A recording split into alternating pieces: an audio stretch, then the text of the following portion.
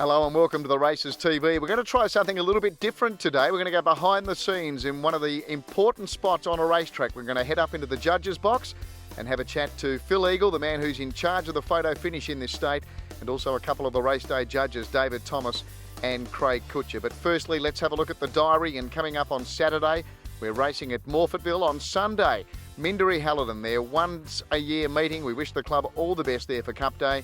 And next Wednesday, we're racing on the Morphettville Park circuit. Well, here he is, Phil Eagle, the man in charge of operating the photo finish system in this state. Phil, can you give us a bit of a rundown what's involved? Yeah, well, Terry, we use a product called Finish Links, which is a dedicated photo finish camera. Basically, in a nutshell, it sees the finish line only in a 1 pixel width sensor on the camera. It captures data through that sensor about 2,000 times per second, and it actually requires something to run past the finish line to be able to record what's on or what's actually run. So we can get timing into the camera as well, and it's a very good system. Laptop downstairs. Most tracks we operate have the camera up in where the old photo finish cameras used to be, and we operate downstairs with the judge so we can have immediate results. I imagine you find some interesting things up in these old towers as well. Yes, mate. Plenty of bird poo and spider webs, moths, you name it. Old stuff that we used to use, and thank goodness those days are over. David Thomas and Craig Kutcher, the race day judges at Penola today. David, tell us about the preparation firstly for the judges before a race. Terry, the role of the judge is two-part. The first role is to ensure that the jockeys are wearing the colours as per the race book. From time to time there will be duplications or clashes, so we'll have them either change the colour of the cap or wear the industry colours. This of course assists us with the horses in running and helps us identify them, along with yourself, the race callers and the general viewing public. And Craig, what about once the race begins? What are the judges doing? What we basically do, Terry, is similar to the race callers. We watch all the horses in running. We don't call them, of course, but once they get to the penultimate moment of the line, we write them down over the line. Dave and I will then confer our placings for the first 5 over the line to the naked eye, and we'll then go to Phil Eagle with his photo finish equipment, and we'll then confer our placings with the Finish Link system.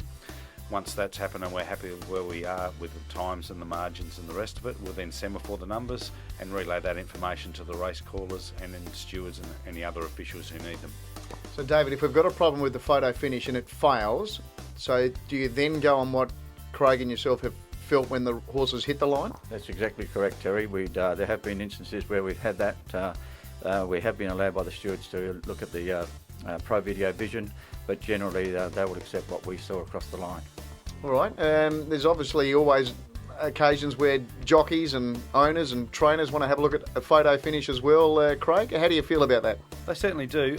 We're actually quite used to that, since especially now we've got the digital imaging, which is so much more clearer. We have the ability to zoom the image, and we have much clearer pictures nowadays. Since we've had digital imaging, we have a lot of scrutiny on our photos, and so far we haven't had anyone have a severe objection to anything we've done. Any memorable photo finishes for you, DT? Yesterday, of course, was quite an exciting finish for us. 5 across the line with a neck between the lot of them. Took a fair while for us to make the decision, as you well know. And Craig, yourself? Yes, you tend to erase your memory because you tend to go from one race to the next. But at Morphettville in particular, you see a lot of horses who finish strongly from the outside, and they're the horses that catch the eye. Much the same as you see them in callers, you'll see horses make their move and they hit the line strongly, travelling at different speeds. And they're always exciting finishes to watch, particularly big races, Adelaide Cups and those sorts of races. Probably Gallic would be the most memorable one, in Lacey Underall a few years ago now. In the Adelaide Cup. I would imagine it's quite a draining job as well. I know as a race caller as well, learning colours all day. By the end of the day, you've just about had enough.